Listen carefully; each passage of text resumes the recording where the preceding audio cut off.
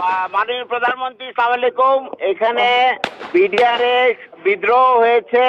আমি আছি দরবার হলে, আমার অফিসারদের সহ আমাদেরকে ঘেরাও করে গুলি করছে ওরা। আমাদের অস্ত্র নাই, এই জন্য আমরা জবাব দিতে পারছি না। অলরেডি র্যাব মুভ করছে, সেনাবাহিনীও মুভ করবে। আপনি যত দ্রুত পাঠাবেন তত তাড়াতাড়ি পরিস্থিতি আমরা সামাল দিতে পারবো। যাচ্ছে, আমি দেখি হেলিকপ্টার পাঠাচ্ছে।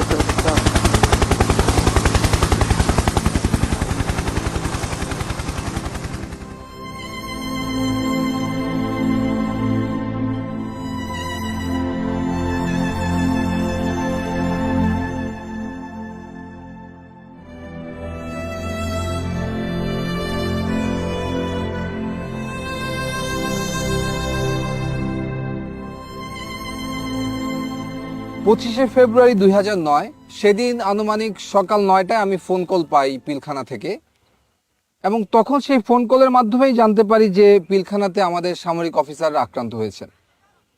আমি সাথে সাথে তৎকালীন মইনু আহমেদের এডিসি ক্যাপ্টেন জুনায়েদকে এটা ফোনে জানাই, এবং উনি আমাকে বলেন যে সেনাপ্রধান অবগত আছেন এবং উনি ব্যবস্থা নিচ্ছেন। এরপরে এমআইএসটি থেকে আমরা কতিপয় অফিসার সকাল 10:30 বা 11টার সময় আমরা এই আবাহনী মাঠে চলে আসি, এবং এসে দেখতে পাই যে অলরেডি 46 ব্রিগেড এই আবাহনী মাঠে ডিপ্লয়েড অবস্থায় আছে।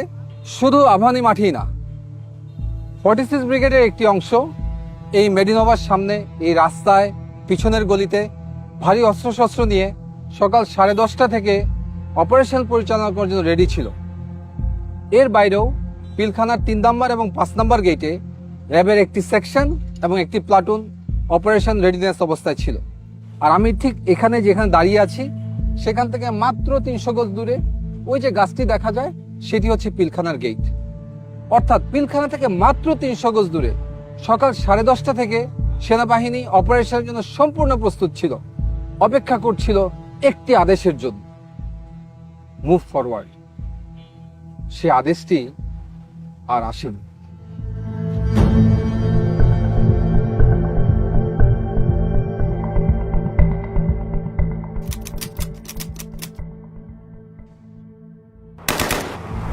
আমাদের কাছে সর্বোচ্চ অস্ত্রটাই ছিল হচ্ছে 12 বোরের শর্টগানগুলো। তো সেই হিসেবে আমরা শর্টগান ফায়ার করে আমরা গেটের দিকে এগিয়ে যেতে থাকি, এবং একটু পরেই আমরা নিউ মার্কেট গেটটা দখল করি। র্যাবের তৎকালীন এডিজি ছিলেন হচ্ছে কর্নেল রেজানুর খান। স্যারকে ফোন দেই যে স্যার, আমরা অলরেডি নিউ মার্কেট গেট দখল করেছি। তৎক্ষণাৎ উনি মারাত্মক মাত্রায় ক্ষিপ্ত হয়ে যান যে তোমাকে কে অর্ডার দিয়েছে ফায়ার ওপেন করার জন্য, বা তোমাকে এই গেট দখল করার জন্য কে অর্ডার দিয়েছে। উনি তৎক্ষণাৎ বলেন ওইখান থেকে ফল ব্যাক করো, এবং তোমরা এক্স্যাক্টলি যে নীলক্ষেতের যে মোড়, যেটা চৌরাস্তার মোড়, এর সামনে কোনোভাবেই যেন আমরা না যাই। এর ভিতরে আমি ফোন পেলাম এডিজি কর্নেল রেজানুর খানের কাছে। উনি আমাদেরকে বললো যে তোমরা ভিতরে প্রবেশ করবে না এবং গুলি আপাতত করবে না, আমরা জানাবো কি করতে হবে। মাননীয় প্রধানমন্ত্রী আলোচনা করতে বলেছেন, এবং তাদের সাথে আলোচনার মাধ্যমেই সমস্ত কিছু সলিউশন হয়ে যাবে।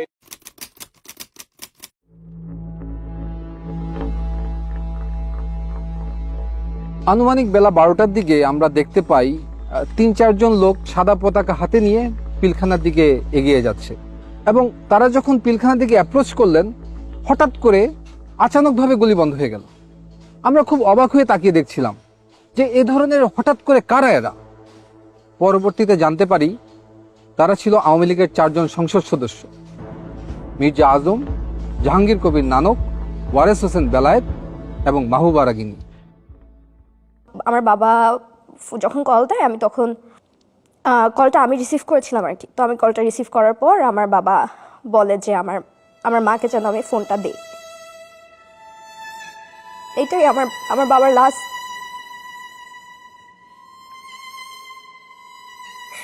এরপর আর কোনোদিন আমি আমার বাবার ভয়েস শুনি নাই।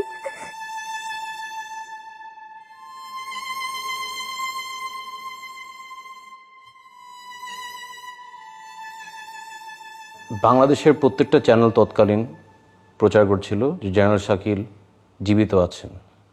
শুধু একমাত্র দেখি এনডিটিভি বা ইন্ডিয়ান একটা চ্যানেল প্রচার করলেন সকাল সকাল যে general Shakil has been assassinated. কোনো সন্তান তো এই সংবাদ বিশ্বাস করতে যাবে না। এত তাড়াতাড়ি সব কিছু হচ্ছিল, কেউ কিছু বলছিল না। আঙ্কেল আন্টিরা ছিল, বলতাম যে আমি বাসায় যাব,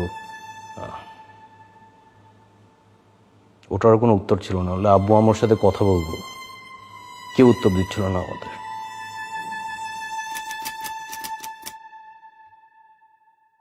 দুইটার মধ্যে দুইটা dead body Hazaribagh sewerage line দিয়ে বেরিয়ে আসে। মানে বেলা 2টার মধ্যে সারা জাতি জানতো যে দুইজনকে কমপক্ষে হত্যা করা হয়েছে। এই আবাহনী মাঠে আমাদের গ্রাউন্ড কমান্ডার ছিলেন ব্রিগেডিয়ার হাকিম স্যার। ব্রিগেডিয়ার হাকিম স্যারকে আমরা বারবার প্রশ্ন করি, কখন আমরা ভিতরে যাব, কখন আমাদের ভাইদেরকে উদ্ধার করব, তাদের পরিবারদেরকে উদ্ধার করব। উনি বলেন সেনাপ্রধান তৎকালীন প্রধানমন্ত্রী শেখ হাসিনার সাথে বিষয়টি আলোচনা করছেন এবং ওনার আদেশ পেলেই আমরা মুভ করব।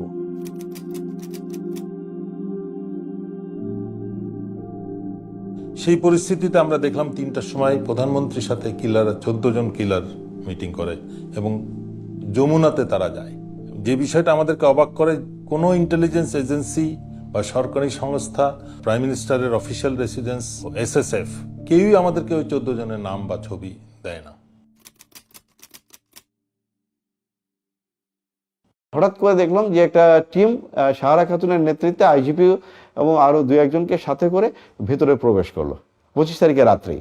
পরে সারা খাতুন যখন আসে আমরা ওনার গলার আওয়াজ পাই এবং আমরা মনে করি যে মেবি ফাইনালি উনি আসাতে হয়তো কোনো একটা মিটিগেশন হবে বা কোনো কিছু হবে। কিন্তু দেখলাম যে 10 মিনিট সারা খাতুন মানে কি বক্তৃতা দিলেন টিভি ক্যামেরার সামনে, দিয়ে উনি পরে চলে গেলেন। আমরা লক্ষ্য করলাম যে উনি যখন বের হয়ে আসছে যে শুধুমাত্র ক্যাপ্টেন মাজারের ওয়াইফকে নিয়েছে। ক্যাপ্টেন মাজারের ওয়াইফ ছিল আইজিপি নূর মোহাম্মদের মেয়ে, যেহেতু আইজিপি নিজেই ছিলেন ভিতরে। বাকি যে কয়টা ফ্যামিলি উনি এনেছিলেন এরা সবাই ছিল ওই বিদ্রোহীদের ফ্যামিলি, যারা এই ডিএডি বিদ্রোহ করেছে অন্যান্য সকলের সাথে, তাদের পরিবারকে উনি বের করে নিয়ে আসলেন। এভাবে কিন্তু আপনার 25 তারিখ শেষ হয়ে গেল, আমরা কিছু করতে পারলাম না। আমরা সব দাঁড়িয়ে দাঁড়িয়ে একটা, মানে আমি বলবো আমরা তামাশা দেখছিলাম।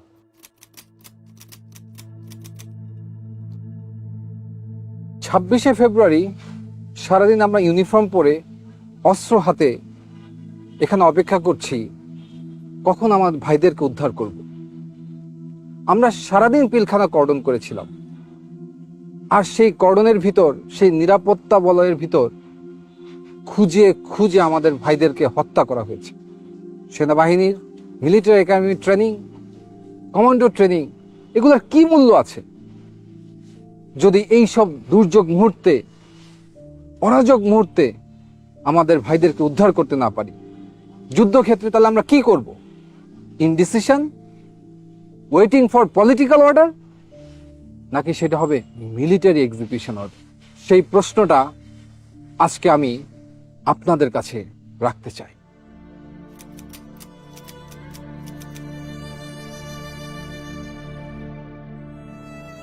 সাতাশ তারিখ আমরা যখন পিলখানায় ঢুকি, সে এক অন্য পিলখানা, চারিদিকে ধ্বংসযজ্ঞ, গুলির ছাপ, রক্তের ছাপ।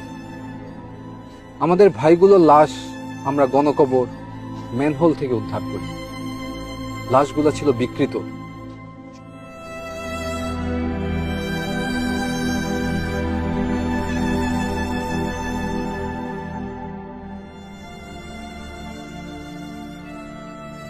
সমস্ত বাড়িঘর ছিল জ্বালানো, পোড়ানো, লুটতরাজের চিহ্ন। কিন্তু একটি বাড়ি ছিল একদম অক্ষত।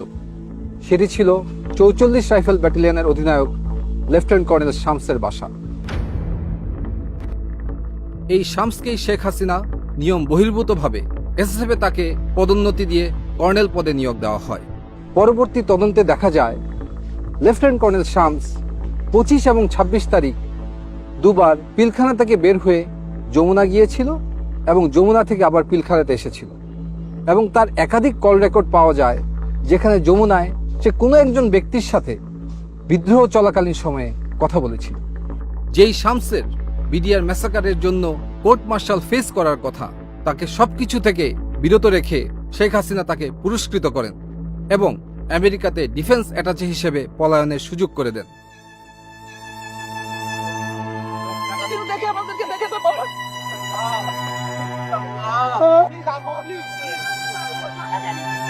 ঠিক আছে, আমরা তুমি ওখানে বসো।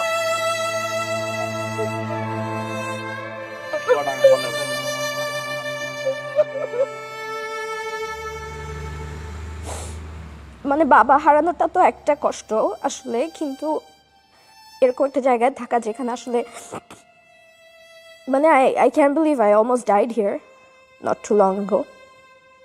মানে এখন যে বেঁচে আছি এটাই তো মানে এটাই অনেক অবাক লাগে আর কি।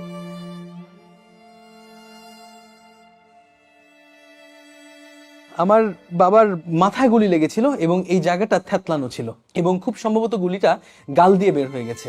আমি চাইবো না যেন কিনা আমার সবচেয়ে খারাপ শত্রু কখনো তার বাবাকে এইভাবে দেখুক, কখনো না। মাঝে মাঝে নিজেকে বলতাম, আল্লাহ এটা একটা দুঃস্বপ্ন, কেন জানি দরজা খুললে মনে হয় বাবা আম্মু চলে আসবে। এই দুঃস্বপ্ন থেকে আর উঠতে পারলাম না। সেদিন সার্চ অ্যান্ড রেস্কিউ টিমে যারা ভিতরে ঢুকেছিল তাদের ভিতরে একজন ছিল ক্যাপ্টেন শাহনাজ। এসএমজিটি সিলিংটা নরমাল সিলিং এর মতো না, একটু টেল ইউ দ্যাট এই সিলিং বাইনোকুলারটা আমরা আরবিতে ব্যবহার করি না, আমার জানার মতে বিদেরও ব্যবহার করে না। তো ওইটাই আমার কাছে ফার্স্ট ইয়ে লাগছে যে এটা বাধা কেন এরকম, আর এই সিলিংটার মধ্যে টাইগার লেখা।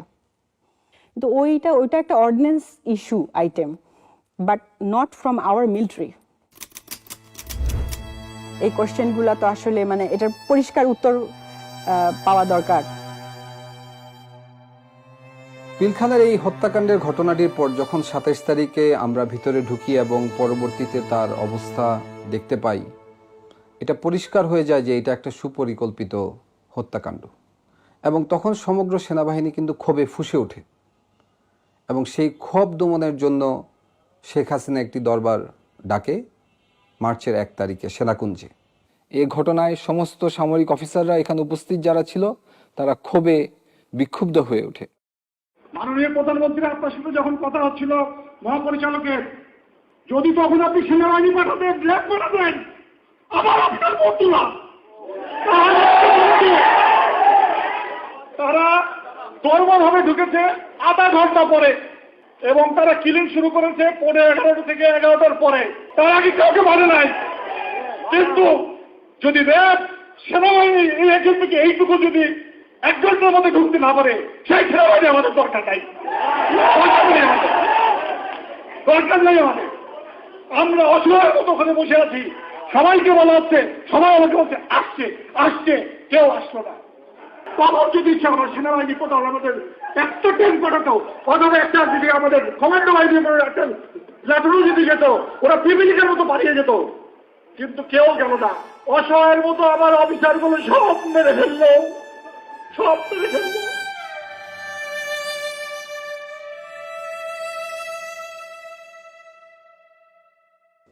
এর 7 দিনের মাথায় আমাকে 30 রাইফেল ব্যাটালিয়ন খাগড়াছড়িতে পোস্টিং দেওয়া হয় এবং সেইখানে তদন্ত কার্য সম্পন্ন করতে বলা হয়। আমি যখন তদন্ত শুরু করি এবং তখন দেখতে পাই যে ভারতের বিএসএফ এর বর্ডার পোস্ট থেকে বাংলাদেশের সমস্ত বিওপিগুলোতে উস্কানিমূলক মেসেজ দেওয়া হয়েছে এবং সেই মেসেজের সারমর্ম ছিল যে বাংলাদেশের বিডিআর সৈনিকরা যেন বিদ্রোহ করে, তাদেরকে সেনাবাহিনী হত্যা করতে আসছে এবং তারা যেন অস্ত্র ধরে। এবং দুঃখজনক হলো সত্য যে আমাদের বিডিআরের সৈনিকরা সেই ট্র্যাপে পড়েছিল এবং 26 এবং 27 তারিখে ভারতীয় উস্কানিতে তারা সমস্ত বিওপিগুলোতে বিদ্রোহ করে। তদন্ত শুরু হওয়ার সাথে সাথে আমরা বুঝতে পারি যে এটা কোনো বিদ্রোহ না, এটার সাথে রাজনৈতিক সম্পৃক্ততা আছে, এমনকি সরকার প্রধানও এটার সাথে জড়িত হওয়ার অনেক সিমটম আমরা দেখতে পাচ্ছিলাম। আমার এই অনুসন্ধান রিপোর্ট যখন আমি আমার সেক্টর হেডকোয়ার্টার এবং ঊর্ধ্বতন কর্মকর্তাদেরকে প্রেরণ করি, তার 7 দিনের মাথায় আমার পোস্টিং হয়ে যায়। আমাকে ঢাকায় পিলখানা সদর দপ্তরে তদন্ত কার্যক্রমের সমন্বয় কর্মকর্তা হিসেবে নিয়োগ দেওয়া হয় এবং আমাকে ঢাকায় অনতিবিলম্বে চলে আসতে বলা হয়।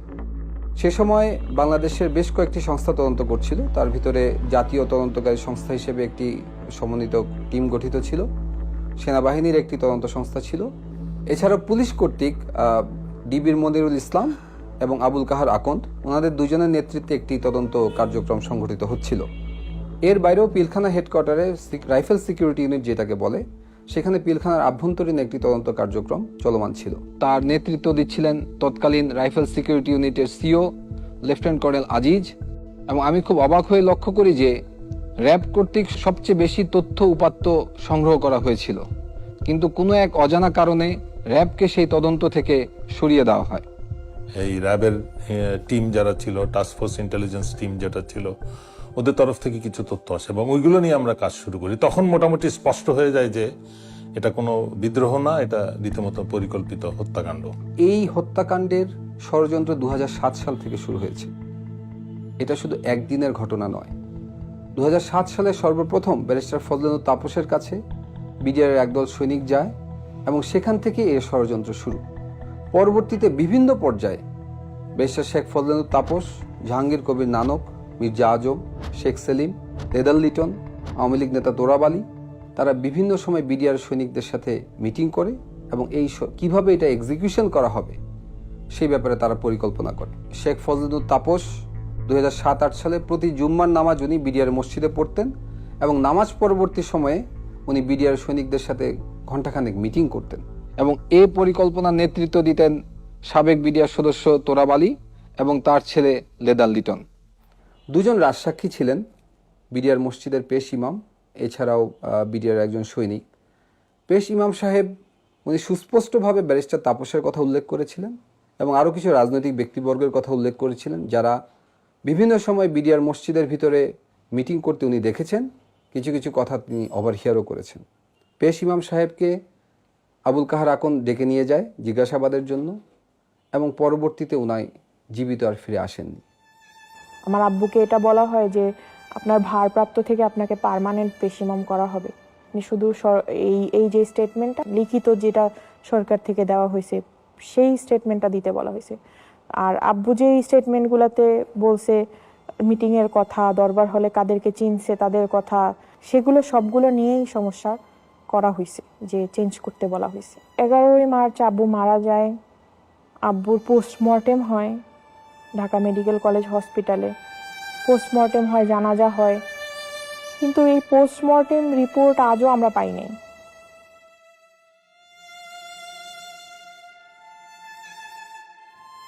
আর বিডিআরের যে সৈনিক রাজসাক্ষী দিয়েছিল তার লাশ পাওয়া যায় গলায় ফাঁস দেওয়া অবস্থায়। ছবিতে এবং ভিডিওতে দেখা যায় যে মৃতদেহর পা মাটিতে লেগে আছে, যা কোনোভাবেই একটি ফাঁসির সাথে সঙ্গতপূর্ণ নয়। সবচেয়ে দুঃখজনক বিষয় হচ্ছে এই সাক্ষীরা সরকারি হেফাজতে ছিলেন। সরকারি হেফাজতে থাকা অবস্থায় এ ধরনের একটি রহস্যময় হত্যাকাণ্ড কিভাবে সংঘটিত হলো সেটিরও কোনো তদন্ত সে সময় করতে দেওয়া হয়নি, যাতে জাতির সামনে আসল সত্য কখনোই উন্মোচিত না হয়।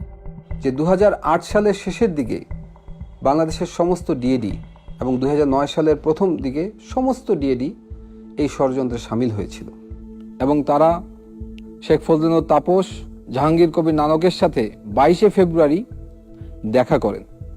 এর পূর্বে বিডিআরের একটি গ্রুপ আওয়ামী লীগের শেখ সেলিমের বাসায় দেখা করে, যার নেতৃত্ব দেন ডিএডি হাবিব। কিভাবে লাশ সরানো হবে সে ব্যাপারেও তারা বিস্তারিত আলাপ আলোচনা করেছেন। আর এই সমস্ত কিছু রিপোর্টে আমি সংশ্লিষ্ট করে যখন তৎকালীন প্রধানমন্ত্রী শেখ হাসিনার কাছে উপস্থাপন করা হয়, উনি খুব ক্ষুব্ধ হন এবং ফাইলটি উনি ছুঁড়ে ফেলে দেন। জেনারেল মইনুলকে বলেন, হোয়াট ওয়াজ দ্য অর্ডার? এই ঘটনার পর সভাপতি জেনারেল মইনুল খুব ক্ষুব্ধ হন। উনি আমাকে সরাসরি মনিরুল ইসলাম এবং আবুল কাহার আকন্দের রিপোর্টকে ফলো করতে বলেন এবং আমাকে 5 দিন সময় দেন। আমি 5 দিন পরে সেই একই রিপোর্ট তাকে আমি প্রদান করি। উনি আমাকে দিকে তাকিয়ে জিজ্ঞেস করেন, হোয়াই? আমি শুধু উত্তর দিই, স্যার, আমি আমার ভাইয়ের রক্তের সাথে বেইমানি করতে পারবো না। ওই পরিপ্রেক্ষিতে আমি ডিসাইড করি যে না, এই আর অবহেলা গ্রহণযোগ্য হবে না। তখন আমি নোট অফ ডিসেন্ট দেই এবং ডিসএগ্রি করি এবং তাদেরকে কোনো সুযোগ দেই নাই যে আলাদা কোনো পেজ আমি নোট অফ ডিসেন্টে ইনসার্ট করব, সেটা ছিঁড়ে ফেলে দিবে। আমি আমার সিগনেচারের উপরে এক সেন্টেন্সে লিখে দিই যে এই ধরনের রাষ্ট্রীয় গুরুত্বপূর্ণ বিষয়ের তদন্তে অবহেলা গ্রহণযোগ্য নয়। একজন সার্ভিং আর্মি অফিসার হিসেবে সরকারি নির্দেশে পিলখানা তদন্ত কার্যক্রম সমন্বয় করার সময় হঠাৎ একদিন আমি আবিষ্কার করি আমাকে আমারই বাহিনীর লোকজন গুম করেছে। তারা আমাকে নিয়ে যায় ডিজিএফআইতে এবং সেখানে আমাকে তাদের কাস্টডিতে এবং আয়নাঘরের বন্দী হিসেবে 361 দিন গুম করে রাখে। সেখানে আমি আরো বুঝতে পারি আমার মতো আরো অনেক সামরিক অফিসার সেই আয়নাঘরের বন্দী। কি অপরাধ ছিল আমাদের! পিলখানার এই নির্মম হত্যাকাণ্ডের পিছনে যে রাজনৈতিক ব্যক্তিবর্গ ছিল তাদের মুখোশ উন্মোচন করাই ছিল আমার অপরাধ? সত্যকে উদ্ঘাটন করাই কি ছিল আমার অপরাধ? জাতির কাছে আমি আজকে এই একটি প্রশ্ন করে যেতে চাই। আমার বিয়ে ঠিক 10 দিনের মাথায় হঠাৎ তার ফোন বন্ধ, আমরা জানি না সে বেঁচে আছে কিনা। তখন আমার নামে একটি মিথ্যা মামলা সাজানো হয়। আমাকে বলা হয় আমি ব্যারিস্টার ফজলুল তাপসের উপর বোমা হামলা ষড়যন্ত্র করেছি। দৈনিক বাংলা ভবনে একটা এসিড কম্প্রেসার ব্লাস্ট হয়ে নিচে একটা গাড়ির গ্লাসের উপরে পড়ে এবং গ্লাসটা ভেঙে যায়। এটাই হচ্ছে মূল ঘটনা ছিল, যেটা তখন সমস্ত টিভির স্ক্রলে প্রথম নিউজ এটাই আসে। পরবর্তীতে একদিন পরে নিউজ টোটাল চেঞ্জ হয়ে যায় যে এখানে একটা বোমা হামলা হয়েছে। তারা আমার সদ্য বিবাহিত স্ত্রীর একটি ভিডিও দেখায়। সেখানে দেখা যায় যে আমার স্ত্রী আমার শাশুড়ি সহ কোন এক জায়গায় যাচ্ছেন এবং তখন এই ভিডিও দেখিয়ে তারা আমাকে একটি সাদা কাগজ দেয়। আমি এর মর্ম বুঝতে পারি। আমি সাদা কাগজে স্বাক্ষর দিয়ে দিই। 9 নভেম্বরে হঠাৎ করে আমাদেরকে বলা হলো যে 5 বছরের জেল। গত বছরই এই মামলার টোটাল ফাইনাল রিপোর্টটা দেয় যে ওইখানে এই ধরনের কোনো ঘটনাই ঘটেনি, অথচ আমাদের জীবন থেকে 5 বছর চলে যায় শুধুমাত্র এই ধরনের একটা কেস নিয়ে। যারা যারা এই নৃশংসতম হত্যাকাণ্ডের সত্য বের করতে চেয়েছে, এই সত্যের পিছনে যারা কাজ করেছে, প্রত্যেকটা পরিবারকে নানাভাবে অপমান, নির্যাতন, জুলুম, জেল অথবা গুমের শিকার হতে হয়েছে। এই ঘটনাটা মানে আওয়ামী সরকারকে প্রচণ্ড আত্মবিশ্বাসী করে তুলেছিল। কারণ হচ্ছে তারা বুঝতে পেরেছিল যে বড় একটা অঘটন ঘটিয়েও তারা সেটাকে চাপা দিতে পারবে। মানে তাদের আত্মবিশ্বাসটা বেড়ে গিয়েছিল এবং সাধারণ মানুষের মধ্যে একটা ভয় ঢুকে গিয়েছিল। মানে ধীরে ধীরে যেটা হয়েছিল যে রাষ্ট্রের ইনস্টিটিউশন সব ধ্বংস হয়ে গেছে। একদম প্রত্যেকটা ইনস্টিটিউশন যদি কাজ না করে তাহলে কোনো গণতন্ত্র টিকতে পারে না, কোনো রাষ্ট্র দাঁড়াতে পারে না, কোনো পজিটিভ কিছু দেখা যায় না। বিশেষ করে ইলেকশনগুলা, তো ইনস্টিটিউশনগুলা ধীরে ধীরে আওয়ামী গভর্নমেন্ট মানে ইচ্ছাকৃতভাবে ধ্বংস করেছে, যাতে করে কোনো কিছু বাংলাদেশের ভবিষ্যৎ না থাকে। এবং আমার মনে হয় এতে উদ্দেশ্যটা ছিল অন্য রাষ্ট্রকে সাপোর্ট দেয়া, যাতে হচ্ছে সেই রাষ্ট্রটার একটা করদ রাজ্য হয়ে আমরা টিকে থাকি। 36 ঘন্টার সেই রাষ্ট্রীয় বিট্রিয়ালে জন্ম নেওয়া ফ্যাসিস্ট সরকারের অবসান হয় 36শে জুলাই ছাত্র জনতার অভ্যুত্থানের মাধ্যমে। আমরা চাই না বাংলাদেশে আর কোনো দেশবিরোধী শক্তির আগমন ঘটুক।